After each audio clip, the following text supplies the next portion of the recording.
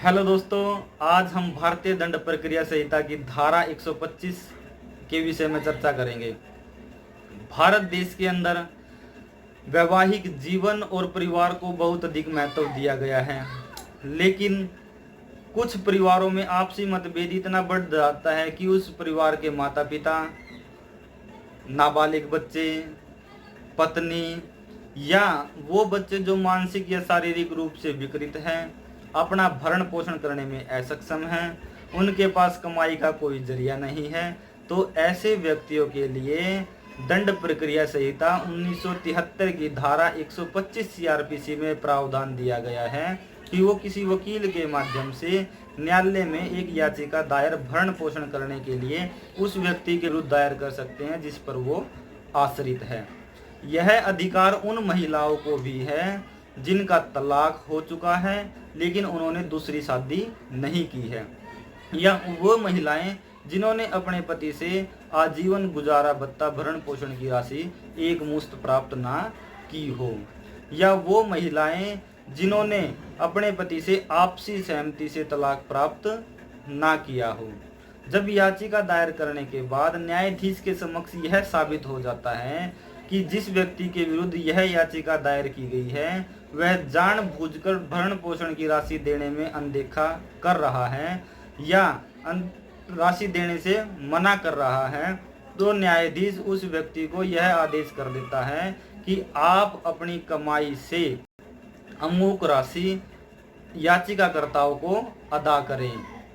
और लेकिन एक बात और यहाँ पर विचारणीय है कि जिस व्यक्ति के द्वारा यह याचिका दायर की गई है उसे यह तो पता नहीं होता है कि इस याचिका पर फैसला कितने समय में आएगा, 1 साल में, 2 साल में, 3 साल में। तो ऐसी स्थिति में इस धारा के अंदर एक और प्रावधान दिया गया है कि जिस व्यक्ति ने याचिका दायर की है वह याचिका दायर करने के साथ साथ एक अंतरिम दरख्वास्त और न्यायाधीश के समक्ष दायर करें। जिस दरखास्त पर प्रतिवादी जिसके विरुद्ध याचिका दायर की गई है उसको सम्मन तामिल होने की 60 दिन के अंदर यह दरखास्त डिसाइड अर्थात फैसला करना होता है। अब आदेश भी पारित हो गया तो अब याचिकाकर्ता के पास अधिकार है कि जो आदेश न्यायाधीश द्वारा पारित किया गया है उसमें न्यायाधीश ने जिस भी तरीके से आदेश किया कि भाई आदेश की तिथि से आप खर्चा अदा करोगे या जिस तिथि को याचिका दायर की गई थी उस तिथि से खर्चा अदा करोगे, तो ऐसी स्थिति में याचिकाकर्ता न्यायालय के समक्ष एक दरख्वास्त लगवा सकता है कि जिस व्यक्ति के विरुद्ध आदेश पारित किया गया है उसने कोई भरण पोषण अभी तक जमा नहीं करवाया, उसके विरुद्ध अमुक राशि अभी विचाराधीन है, तो न्यायाधीश उसके विरुद्ध वारंट जारी कर सकता है। और जब वारंट जारी होने के बावजूद भी वह व्यक्ति राशि जमा नहीं करवाता है तो न्यायालय के पास यह पावर है कि उस व्यक्ति को राशि जमा ना करवाने की एवज में 1 महीने के लिए कारावास में रख सकती है या जब तक वह राशि जमा ना करवाए तब तक के लिए कारावास में रख सकती है।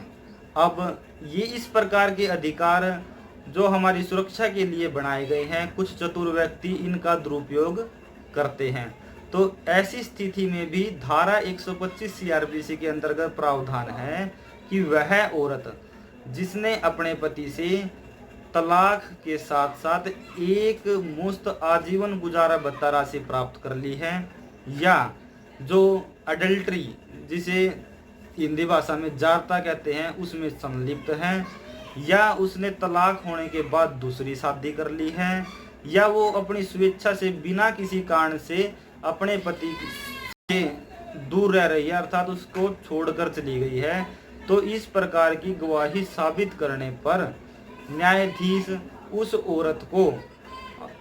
गुजारा भत्ता लेने के लिए अयोग्य ठहरा सकता है या उसके हक में पूर्व में जो गुजारा भत्ता अदा करने के आदेश पारित किए गए हैं उनको भी निरस्त कर सकता है। तो इस प्रकार धारा 125 सीआरपीसी हमें भरण पोषण गुजारा भत्ता का अधिकार देती है।